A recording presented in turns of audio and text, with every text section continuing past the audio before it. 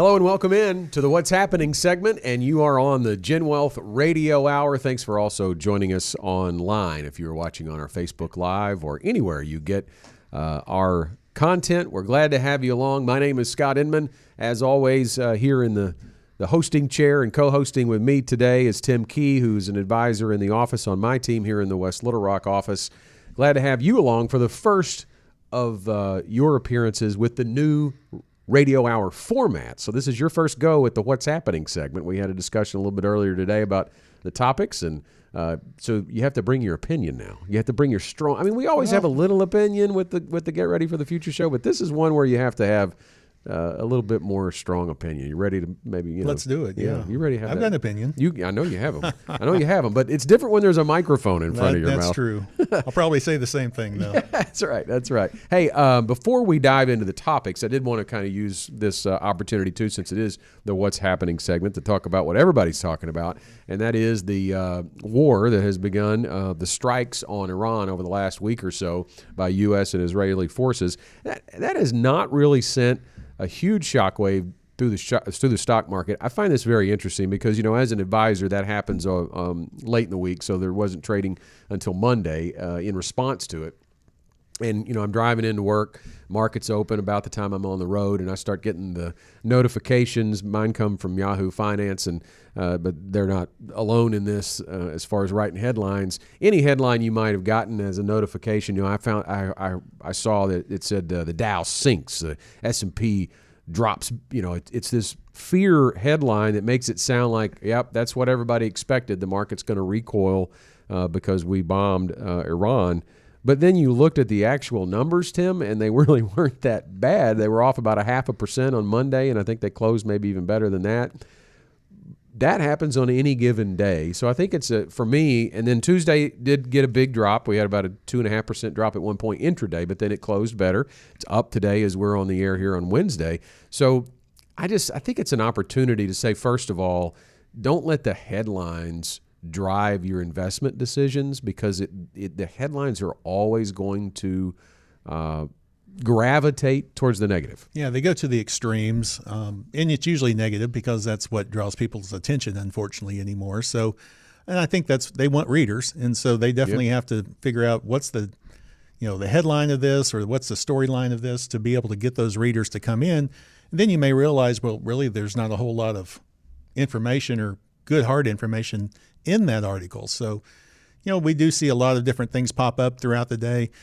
The war is going to cause some uncertainty. Not sure exactly where it's going to go. I think we did see the market over the last few days kind of go through with that. And, most of the wars that we've had recently have been short-lived. And I think that's what the market is expecting right now, if it does drag out further. And I think some headlines today is that Iran is looking to reach out to the United States and maybe see if they can come to an end. And that's going to be something positive. So I think there's still a lot of uncertainty around oil prices. Yep. And what that may look like for us and at the gas pump. Yeah, and LPL put it very well. I'm going to quote them on this. They said the perceived supply risk.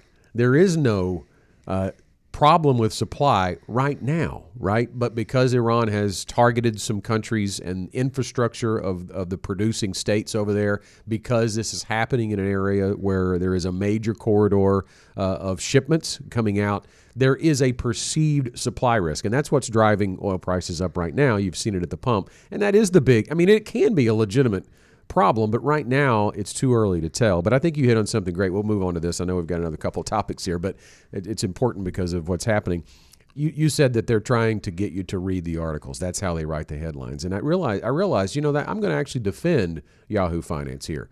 They're not in the business of helping you make investment decisions. They're in the business of getting you to read their articles, right? And that's fine. But you have to recognize the difference. And I think it's hard sometimes, even for me, because when I read that headline, I'm thinking, boy, we're down big today. And then I look at it and then you get the perspective of, well, any given Monday, we could be down 0.5% based on no news. Yeah, and it just happens. And that's what we come to expect. And, most days when there's no news, we're still seeing those moves in the market. And we just have to know that, those are short-lived oftentimes. And, when we have clients, we want to make sure that their long-term plans are being met along with their short-term. So that's where you have to be careful about being in the market or not. Yeah, we love our partnership with LPL, and the LPL research team provides us such great perspective. I want to encourage you, if you want to learn a little bit more about what to expect from the stock market when there is a quote-unquote global shock like we have endured in the last week or so, I want to encourage you to check out our fastest 4 minutes in finance. We're talking about that this week, and we've got a great chart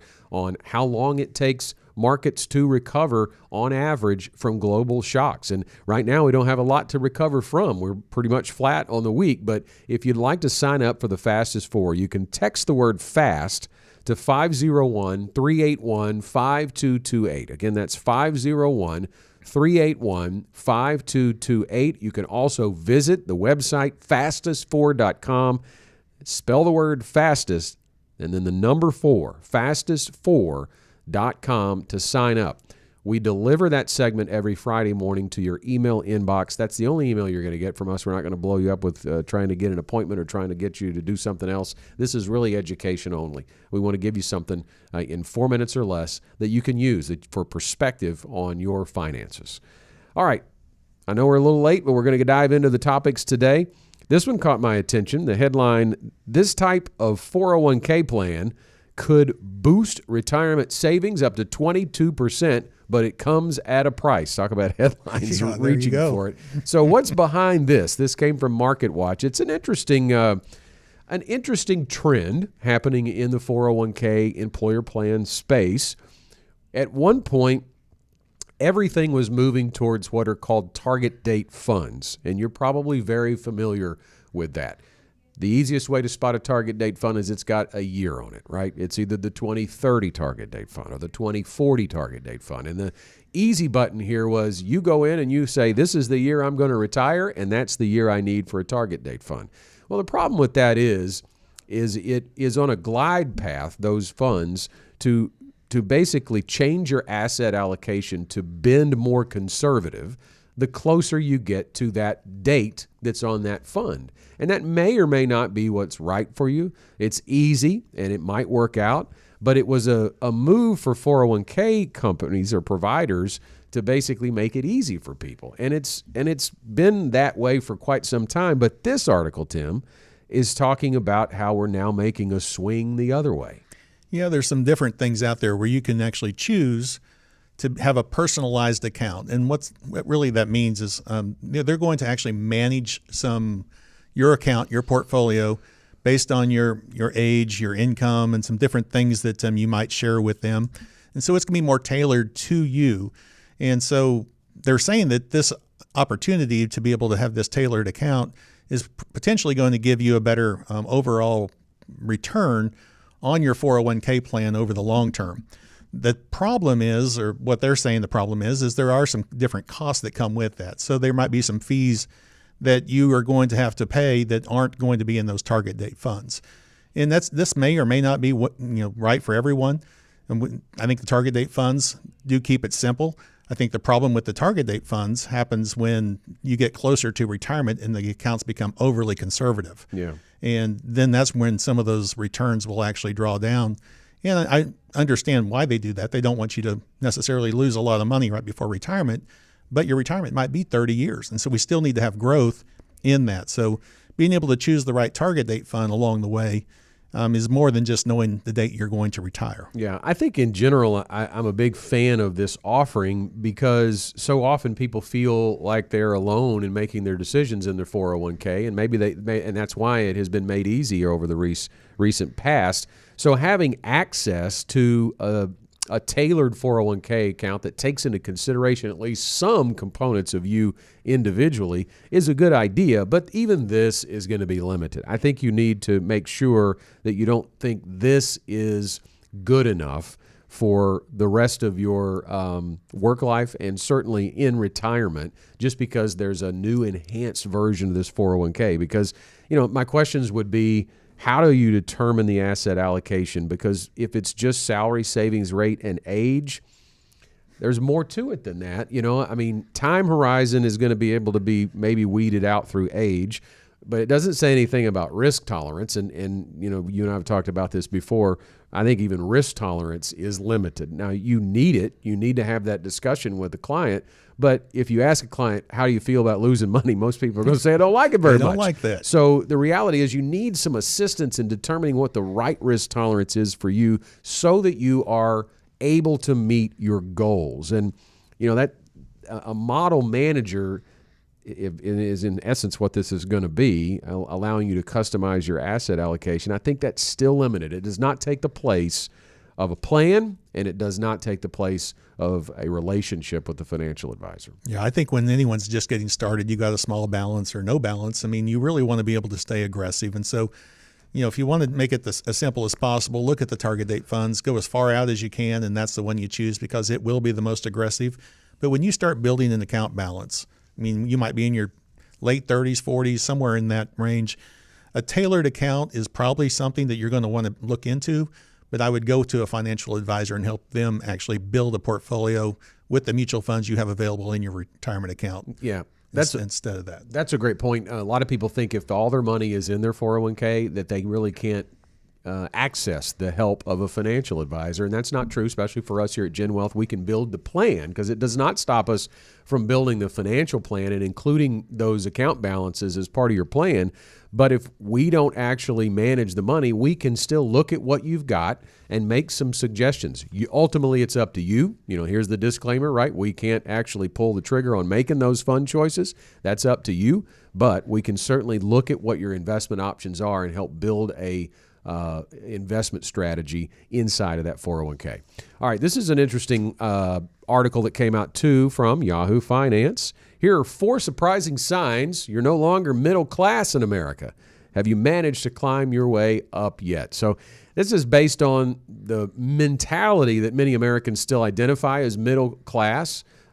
And I like that, especially here in Arkansas. We call a lot of our clients blue collar mindset, even though they might have a white collar profession. Exactly. Because they don't ever think of themselves as rich or wealthy.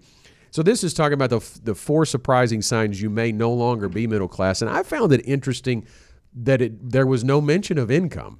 It was not an income threshold that you had to beat, because that's what you usually hear when people get categorized into classes is you have to make X amount of money. But no, this is talking about what are you doing with that extra income. Right. It's more like if you're living paycheck to paycheck, you're in the middle class. Yes. I mean, and you're making your payments and things like that. But, you know, really when they're saying, have you dug your way out of that middle class? It's now, instead of just living paycheck to paycheck and doing what you want to do necessarily, and doing your taxes, it's now that you have to have some tax planning, or you have to have some reviews of your retirement accounts because now you're growing some assets and things like that.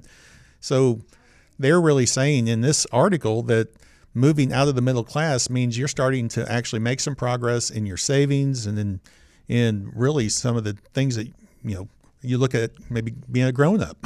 So right. And doing that and having some pre-planning on a lot of different things in your life rather than just kind of hanging out there in the middle. Yeah, I think so. Some of the things they talk about here is if you have the ability to defer $20,000 a year toward retirement, in other words, you're getting close to maxing out, or you are maxing out your 401k, that's an indicator of a strong surplus income.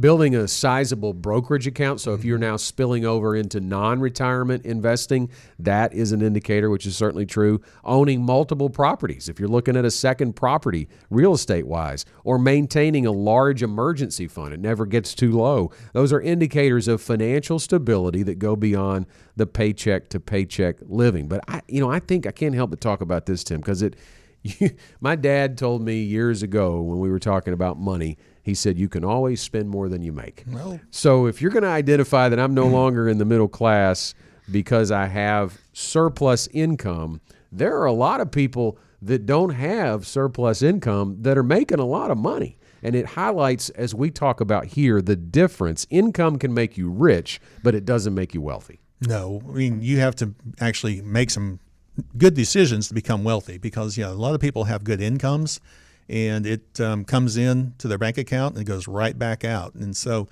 that's a good income and you may still be in middle class, or some will even consider that upper class. But until you really start doing something right with that income and making good decisions with it. They do make it very easy to borrow money and have a lot of expenses that you probably don't need in your budget. Yeah, I think that really does highlight the need for good, sound planning, because you can get, if you are making good enough decisions that you have these surpluses and you're putting some of the money to work for you in the right ways. To your point earlier, you alluded to this, you need to take a look at the planning components of your wealth. It's no longer about what's can I afford something? It's now about what's the most tax efficient or long-term optimal way to structure this. And that goes into something you've already alluded to: tax strategies, asset location planning, diversification, estate and legacy coordination, and risk management for that accumulated wealth, as we've already alluded to too. So, it does. Making more money in life exposes character, right? It exposes who you are, and you have to really be able to be a good custodian of that, quite frankly. Yeah, and that's what we're called to do. I think in life that you need to be a good custodian of what is provided to you, and I think that goes back to just we have to get started early. We have to get good advice because it's not taught in schools. I've actually got a young guy coming in this afternoon that wants to just talk about investing. He says, they didn't teach me this in school, and I'm interested in it. And having someone that's young, get started off on, really it's budgeting. That's kind of what goes back. We don't like that word very much, but we just want to control our cash flow. We want to know what's coming in. We need to know what's going out, and we want to be good stewards of that. We want to be able to take a portion of that and start saving it. And, a lot of it goes back to these pre-planning type things. What's it going to be like with taxes, and then looking forward to, retirement. And it's hard to do when you're in your 20s to think about what it's going to be like 30 or 40 years from now. But if you're out there in your 50 or 60, you realize how quickly that time did pass. All right, that's what's happening. Stay tuned. The Get Ready for the Future show starts right now. You've been sold the idea that financial independence is all about some number on your account statement, or even worse, that you don't qualify because of where you started out. That's just not true. It's not about some well-kept secret of the wealthy. It's about finding the right information and knowing how to apply it. On the Get Ready for the Future show, we're answering your questions so you can start making real financial change today. The journey to true financial independence begins right here, and it starts with you. Hey, from the 6th floor of 3 Financial Center in West Little Rock, Arkansas, this is the Get Ready for the Future show. We thank you for joining us, whether you're watching us live on our live stream on Facebook Live, or if you're checking us out on the GenWealth Radio Hour, or if you're looking at or checking out our podcast. We are glad to have you along, where we are getting set to answer your questions about finance for the next 40 minutes or so. I'm Scott Inman, along with me, Tim Key, who works with me here as an advisor in the West Little Rock office. And we are ready to dive in. So our first question today comes from Natalie in Rogers. I'm 58 and considering taking money from my IRA early. Are there any exceptions to the penalty? Well, first of all, Natalie, for everybody else, you're obviously pretty aware of that penalty, but just to kind of give some education, make sure everybody's on the same page, if you withdraw from your IRA without an exception prior to age 59 and a half, that money's not only taxable, but you would incur a 10% early withdrawal penalty. So the first thing I jump into here, Tim, is if Natalie's 58, you're really close to 59 and a half. So, if you can make it just about, I don't know, depending on your birthday, you're a few months away from avoiding the penalty here. So there are some exceptions, but I would ask you, Natalie, first is why do you want to? And if you're looking for that exception, just wait a little bit, right? I don't understand why it's so close. Yeah, you're so close. Maybe she's in a dire situation. But let's go over some of the exceptions. They are pretty restrictive, though. Yeah, they are very restrictive, and you also have to make sure that you time some of these correctly. You can't take something out of your IRA this year for something that happened last year and things like that in most cases. So with a lot of these exceptions, it has to be done on a timely basis. So first-time home buyers, if she's 58, it's probably likely she's already got a home. So that would not be an exception that would apply, but you could take up to $10,000 during your lifetime for a qualified home purchase. Higher education expenses. I've got some clients that have kids in college, and they are actually taking some money out of their IRAs. It's not always the best thing to do.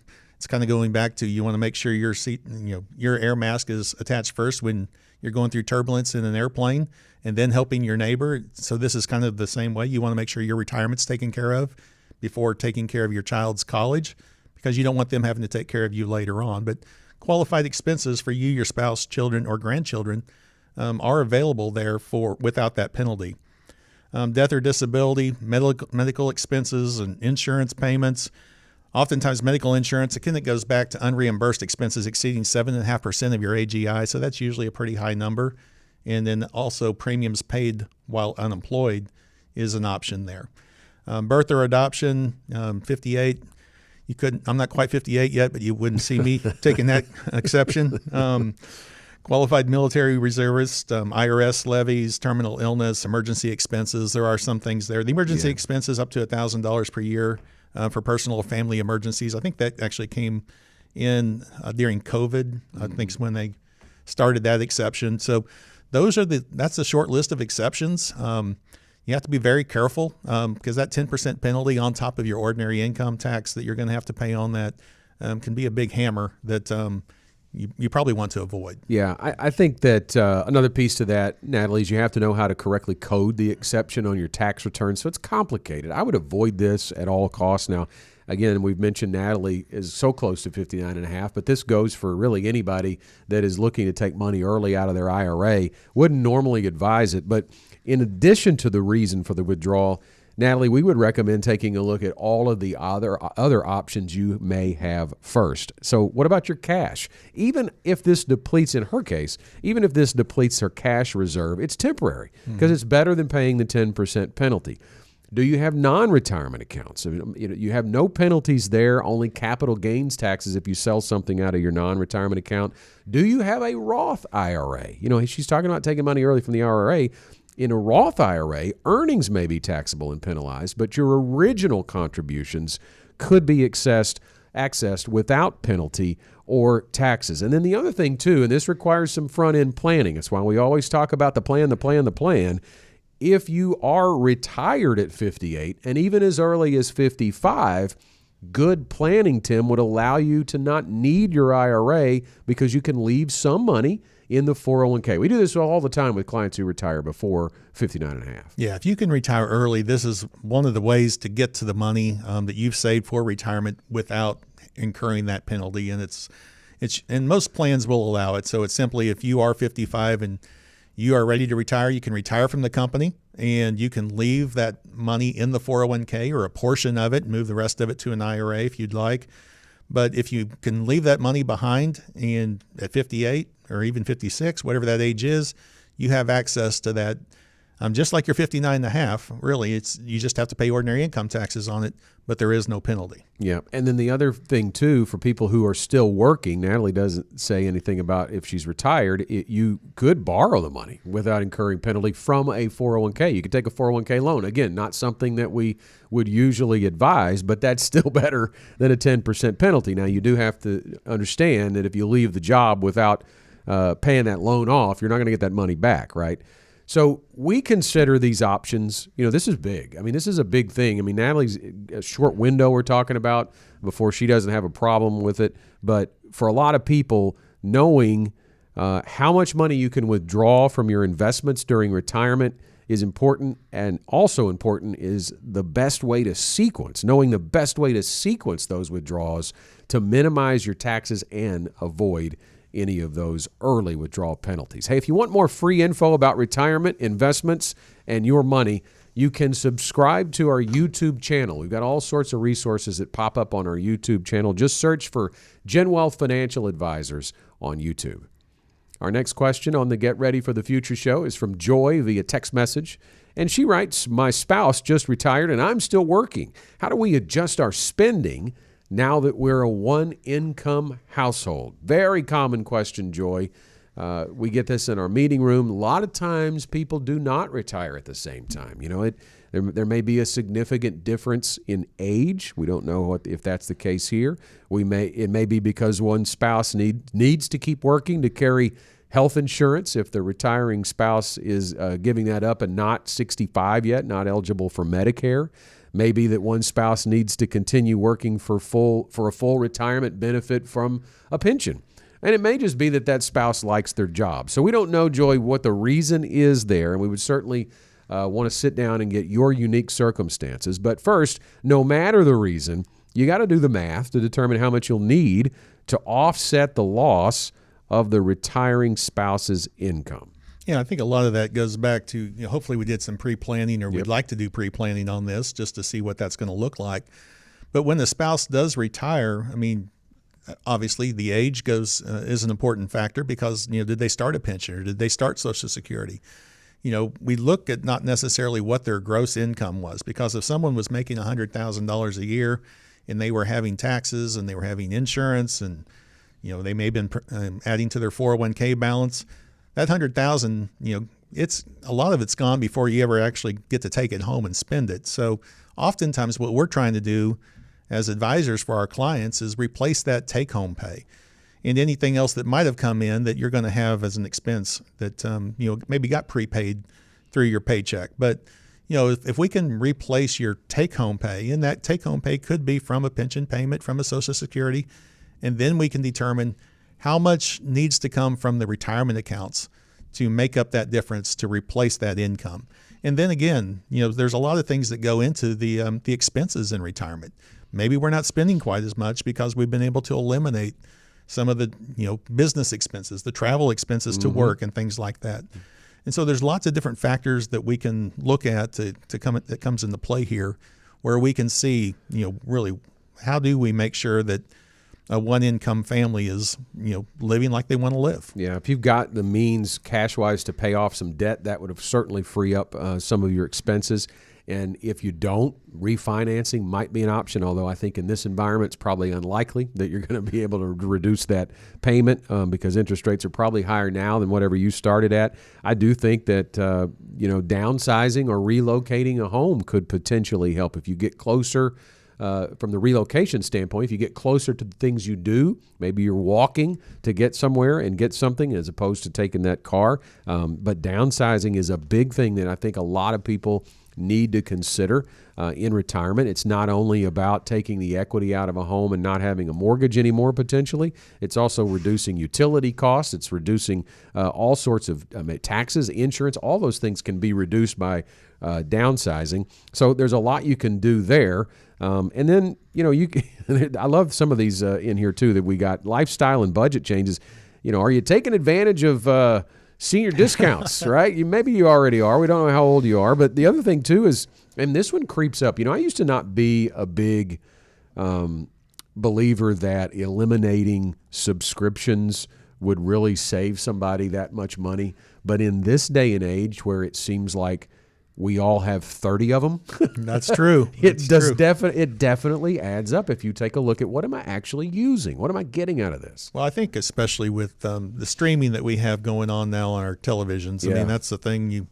The Peacock, the Paramount. There's so many of them, and maybe when you got them, they were $3 or $4 a month, and now they're $11 or $12 a month. And so, taking a serious look on which ones you're using, which ones you aren't, and maybe cutting a few of those.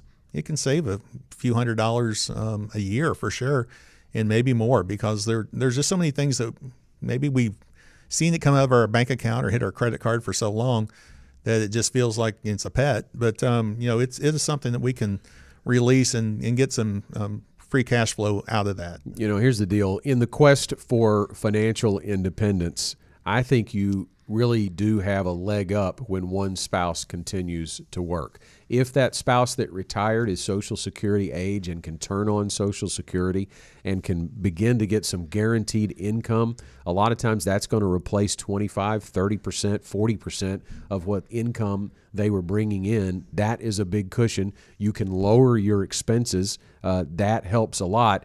And to Tim's point, if you plan, you can know how much you might need to supplement from your investments, but that number is going to be much lower than when that second spouse retires. So you're buying time by having that spouse continue to work. So for whatever the reason, you've got a great opportunity here to make your money last in retirement. So it just takes some planning.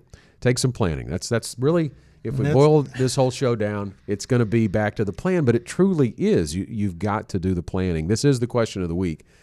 Joy, we want to send you a Get Ready for the Future Show tumbler for being named the question of the week. Just send us an email to claim it, show@getreadyforthefuture.com. Next up, it's James from Benton. We're considering some home updates. Should we use a HELOC or refinance while rates are still decent? James, I don't know where you're hanging out, but I mean, rates. I appreciate the elimination of recency bias in what he's saying there, because I don't know that I've heard anybody say rates are decent right now. Everybody thinks they're high. They really are historically very decent, but they're not low like they were as recently as 5 years ago. So let's talk a little bit about this. Tim, he talks about a HELOC or a refinance. Let's talk about the difference between the two. Yeah, a HELOC is a home equity line of credit, and so HELOCs offer more flexibility. It's a revolving credit, so it's kind of like a credit card. They give you a limit, but then you can actually use that or whatever portion of that you want. It does have variable rates. Oftentimes, those rates may be good for 3 months or 6 months, and then they'll change based on what the Fed does with interest rates over time. I mean, they're probably more ideal for ongoing projects. So if it's something that's going to, if it's you've got a 5-year outlook on maybe your home renovations, and you're going to do some and then pay it down, do some, pay it down, things like that.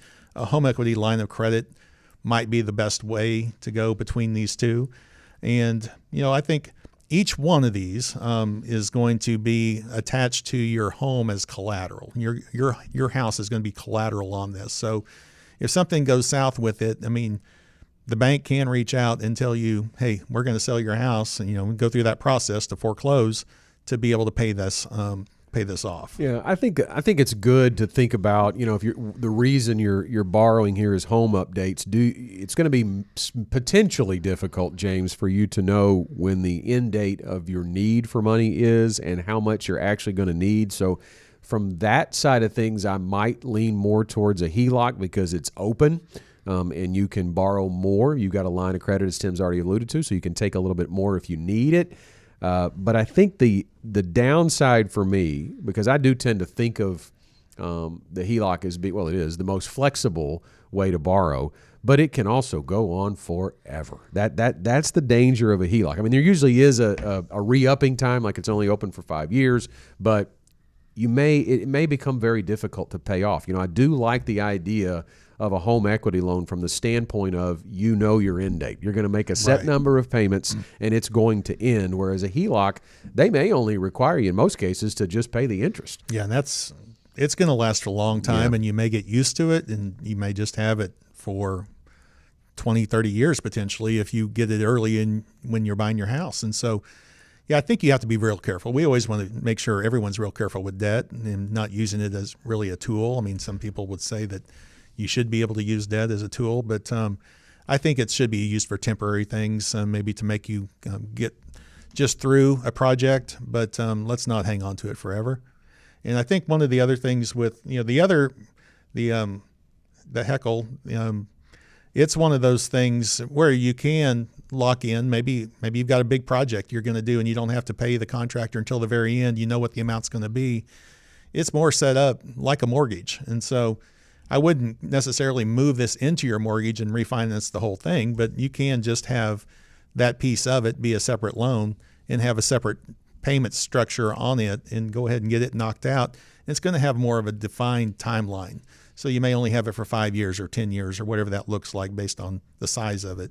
But you are going to be able to lock in an interest rate on that and be able to have it more like a second mortgage, which is really what it is. Yeah, and it is. It absolutely is. And it may not be the same as an auto loan because it is still equity, right? It's equity based and you're paying back equity with some interest. So it's not like it's a depreciating asset, but I would still have a plan to accelerate the payoff, whether you have a HELOC or whether you have a home equity loan. Even if hey, this is a 60-month payoff, I'd try to get it done earlier because there's just no replacement for eliminating expenses. And we don't know how old James is, but as you get a little closer to retirement, we are big proponents of not having any debt when you enter retirement, because back to our previous question, we're talking about making our money last.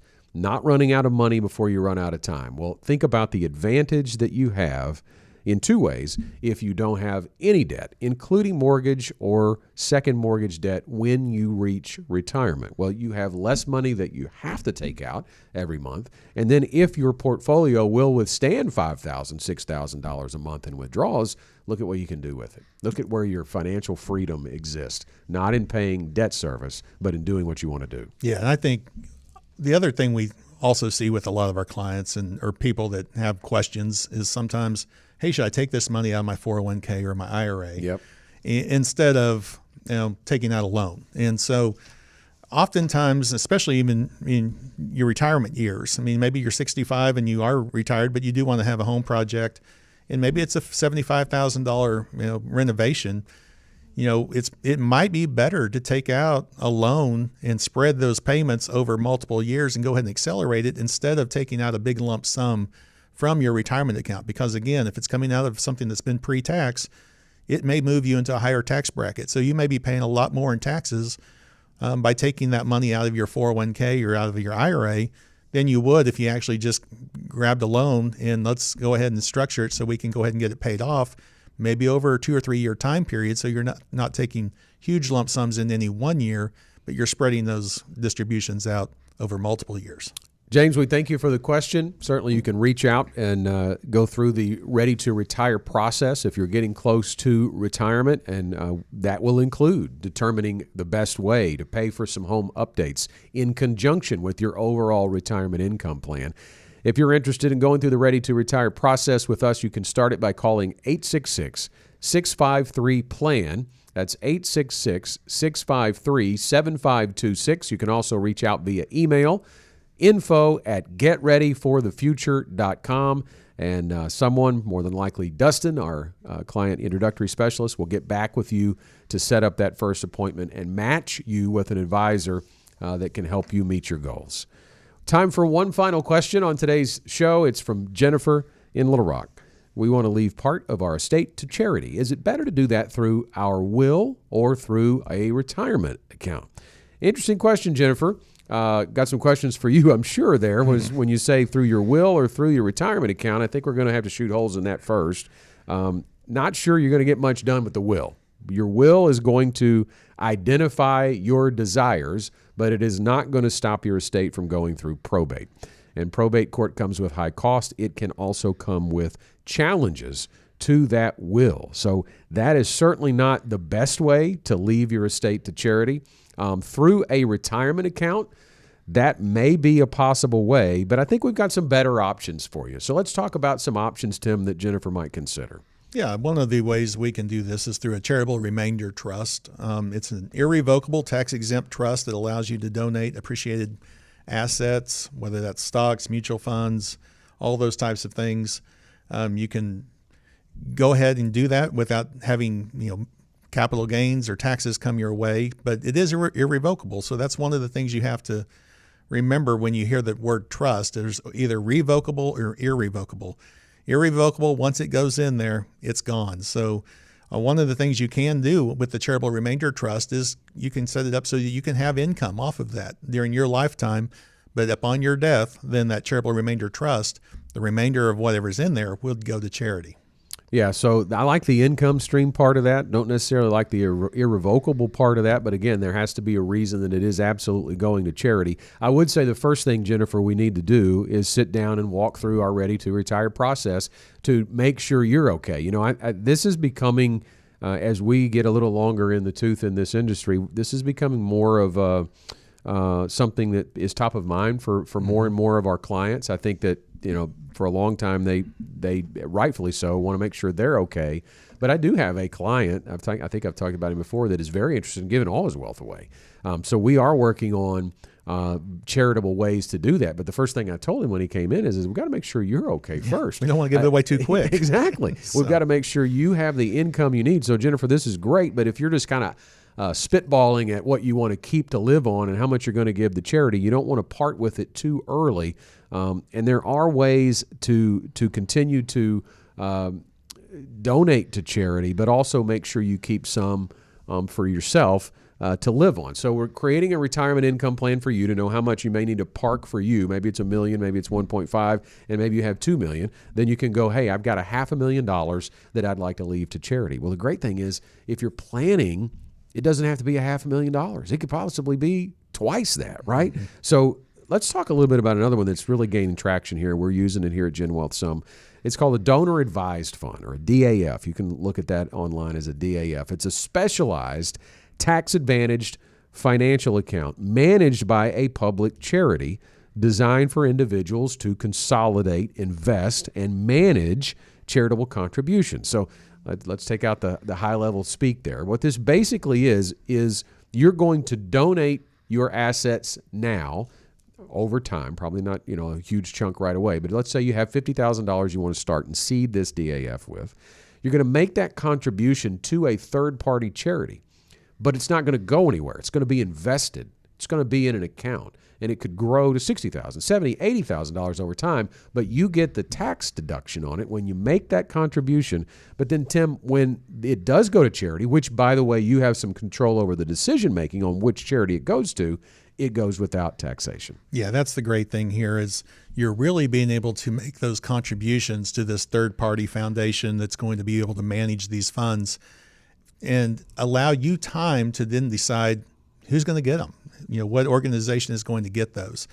And so this comes into play really well if you're a business owner, if you're in a position where you've got some huge bonuses that come in or something like that, and you want to have the ability to itemize on your tax return and have some, really good amounts in there, you can actually, do incredible amounts to a donor advised fund. I think it's limited up to 60% of your AGI each year or something like that. Mm-hmm. But that's right. So, you can make huge contributions to the donor advised fund, and especially if you get a bonus toward the end of the year and you're just like, well, I'm not really sure who I want to give this to. You can go ahead and put it in the donor advised fund. Then you actually are able to go ahead and receive that deduction at that time in that current year. But then in later years, be able to determine exactly who you're going to benefit and what charitable organizations you're going to give to. Mm-hmm. So it really buys you some time. The money stays invested. Again, you can contribute appreciated stock, mutual funds, things like that, not have to worry about the tax consequences in those, but get the full benefit of that going into that donor advised fund. Yeah, so only drawbacks really to consider. It is irrevocable, just like the charitable remainder trust. You are losing control of the assets, at least for personal use, once they are donated. They do not belong to you any longer. Now, there is also no payout deadline. Unlike private foundations, they have no legal requirement for annual payouts, so that could lead to stagnant funds. But again, you can avoid that in the planning process. And I think something, too, that we haven't mentioned, and we'll wrap up with this, for Jennifer, if you've got kids, if you've got grandkids, this is a great way to get them into a charitable mindset. You can include them in the decision-making process. You can see how they can benefit from becoming charitable minded while you're still alive. Talk about donating part of your estate to charity. Most people think about doing that after death, whatever the leftovers are. And certainly I can't emphasize enough, we want to make sure you're okay first, so don't give it all away. But if you have made that plan and you know what your excess is, you know what you're not going to need to be okay, this is a great opportunity, I think, to see it happen while you're still alive. And I'm a big fan of that all around, letting your kids and your grandkids enjoy their inheritance. And in this case, passing on some charitable giving while you're still alive. Okay, long-winded speech there. I like that. I'll get off my soapbox. Long past the final bell. Time for final thoughts. Well, my final thoughts, we kind of talk about what most of these questions come back to. And there's so many good questions and there's so many other thoughts I'm sure that are out there. But being able to plan and having someone that you can sit down with to make sure that whatever your goals are, that we're going to hit those, whether it's giving to charity and the best way to do that. And like Scott mentioned earlier, instead of $500,000 going to charity, it might be $1 million or $2 million if we do the right planning in this. So lots of different opportunities there. And I just encourage everyone to sit down, take the time. I know we're busy in life, but just taking the time to make sure we get the plan straightened out. Yeah, and I'll piggyback off of that as I always do. There is no cost to having a first appointment with a GenWealth financial advisor to talk about some of the things that we talked about on the show today, or whatever your specific goals or questions are. Stepping into the GenWealth Ready to Retire process can be done with a phone call or an email. The phone number is 866-653-PLAN. That's 866-653-7526. Or send us an email, info@getreadyforthefuture.com. That's info@getreadyforthefuture.com, and set your first complimentary appointment. That's all the time we have for this week's Get Ready for the Future show. Really like the questions this week. If you've got one for us, please don't hesitate to reach out. You can text or leave a voicemail to 501-381-5228, and we'll use your question on the air. We'll see you next time. The GenWealth financial team is available to you 24/7 at info@getreadyforthefuture.com, or call our offices at 866-653-PLAN. That's 866-653-7526. You should personally consult a financial advisor before making any investment, and no strategy can assure success. Securities offered through LPL Financial, member FINRA SIPC. Investment advice offered through Independent Advisor Alliance. Independent Advisor Alliance and GenWealth Financial Advisors are separate entities from LPL Financial.